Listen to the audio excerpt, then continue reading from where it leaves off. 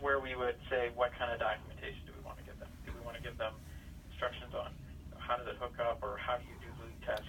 Here's where we would do that, and we can add as many lines as we want, and then we can say what kind of documentation do we want to give them, like just some instructions, or require them to enter in a date or a time, or how to check something off, for example. And you could list these steps, however many you want, or if you don't want any, you don't have to list any. Okay, I actually like that. So the date and the time of when they did the leak test.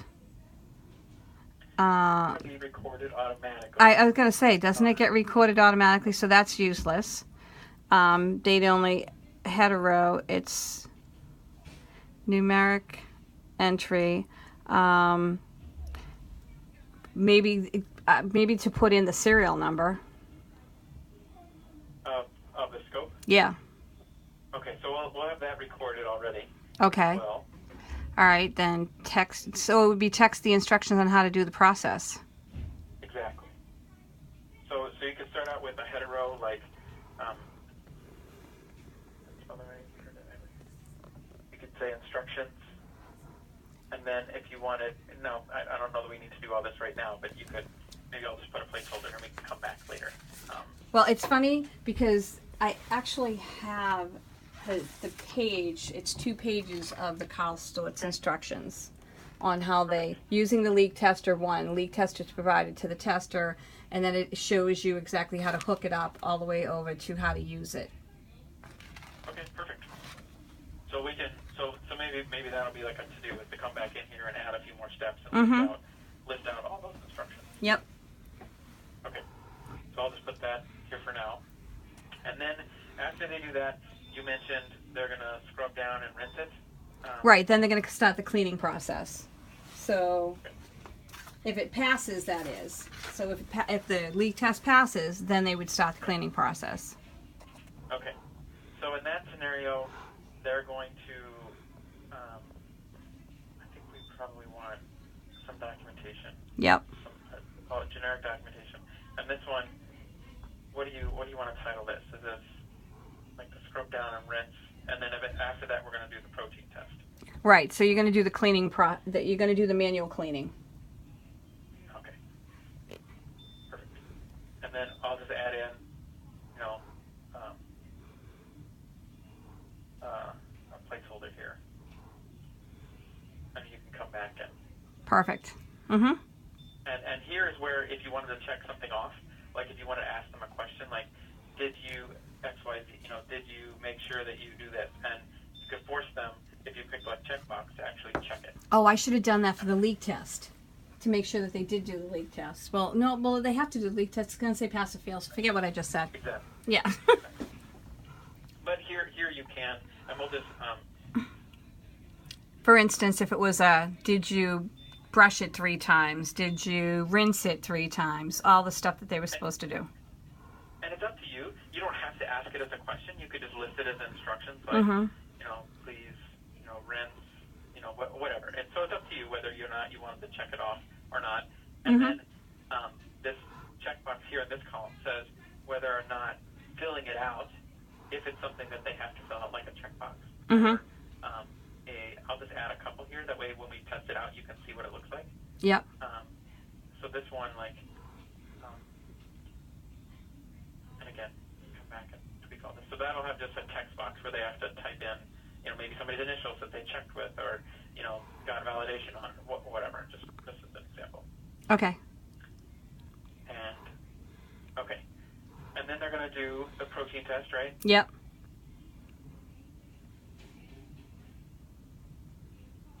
And is that what you want it called, protein test, or do you want it called something else at the top of the screen? It's the universal channel check. That's what it is. It's the channel check. It's a test. Okay.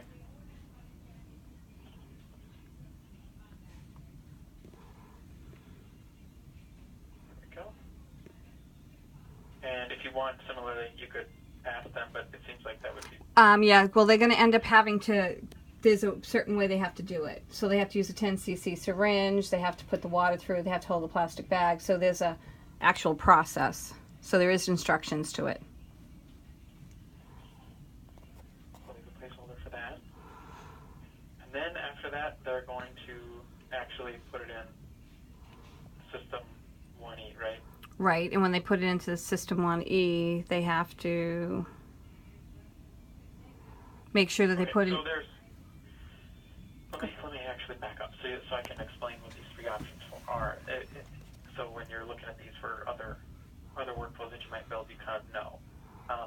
So when we build a workflow like this, it always has to have two types of screens. One is a screen where they're picking the location of where they're doing the disinfection or cleaning, and the other one is it has to have a summary at the very end.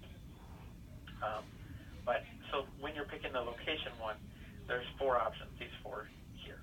And you can say, all I want to be able to force them to pick is just where it's being done, like doing the System 1E, or if it's a manual soap, just in a basin or whatever.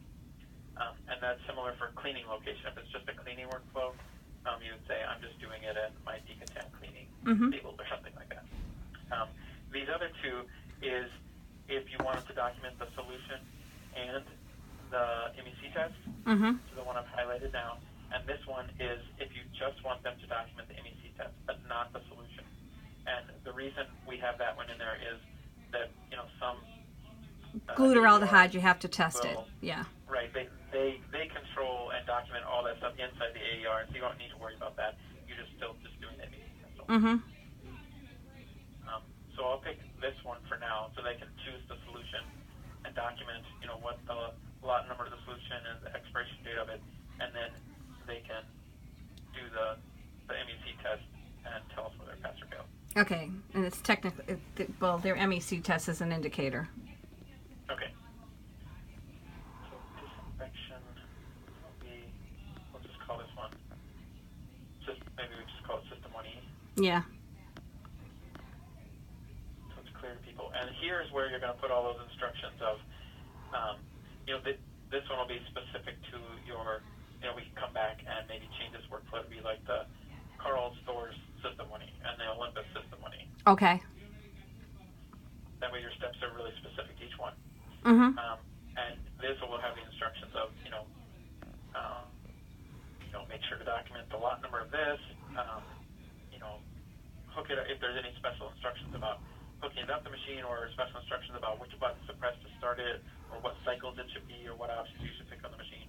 This is where you can come back and enter in those instructions. Okay. And then after it does that, they're going to be able to say when it started, when it finished, and whether it passed or failed. And then that's the test. Well, we don't. So they're going to be able to say whether or not that passed or failed. There's no other test that they're doing on it, right? Because the peracetic acid test they're going to do before they start it, just to make sure the solution is valid. Oh no, the peracetic acid is after the solution. It tells you that the process went through and it's a sterile process. So in order for the indicator to change, it has to go through the whole process. Okay, so that stays in it the whole time. Gotcha. Yes. Okay, perfect. So are they doing? So let me ask. Think here. Are they putting a test strip in the solution when they open it, or are they just to see if that's? No, they do not have to test this. So that it's not. What happens is it's a granulated container, and you actually poke the container, and when the System 1 fills up with water, then it dissolves into the water. But the indicator is sitting there clipped onto a designated spot in the System 1, so that it gets it's the hottest area to clean, so that's where it sits.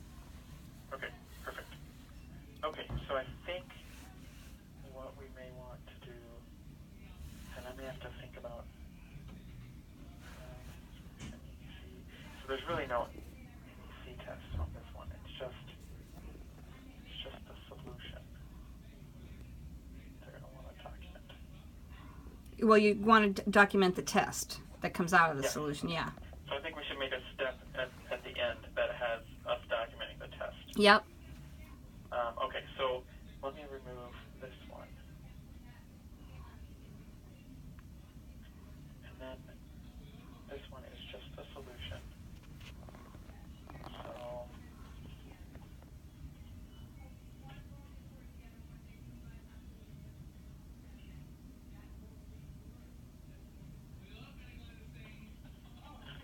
So we won't be doing an MEC test here. And then I'm going to save this, and we're going to come back and, oh, I know, let me add in a summary test with these. It doesn't want me to forget. Mm-hmm. Save this.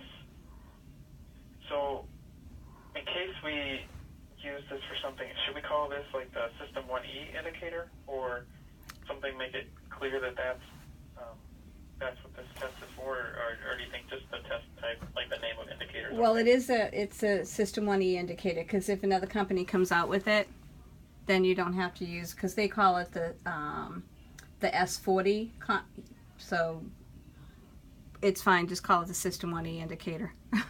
Okay. Thanks. Perfect. And if it fails, it's definitely not disinfected, and It has to be reprocessed. perfect.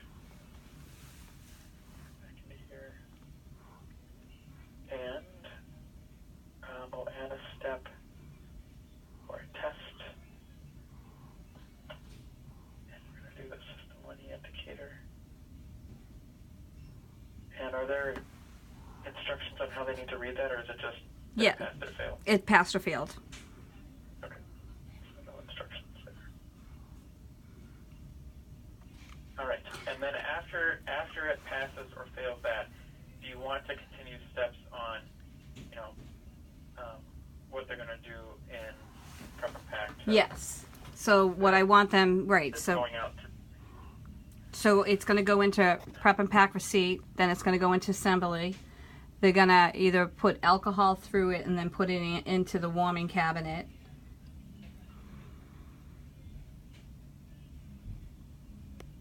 okay. So I wonder, I'm trying to think here. So at the end, oh, let me move the test one up. So it's before summary. We could have them scan it to prep and pack. I guess here's what I'm trying to think through is that, these are the steps that are going to be done in the decontam side, and then they're going to pass it through. Mm-hmm. And it's in prep and pack, they'll do the alcohol in the warming cabinet to get it dry. And after the warming cabinet, where does it go from there?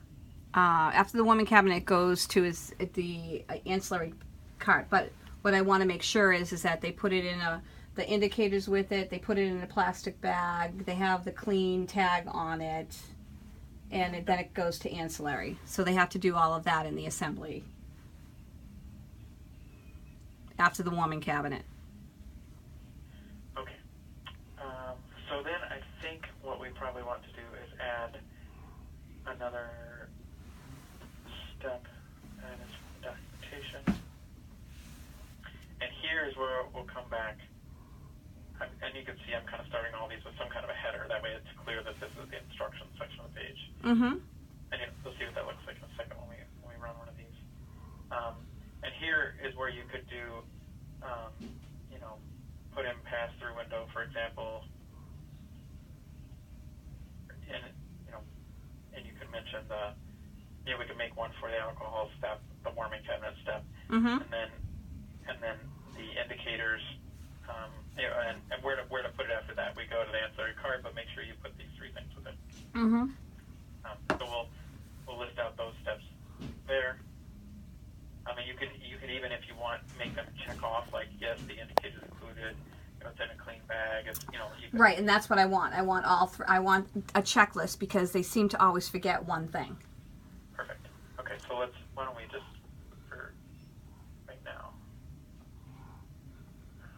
check box.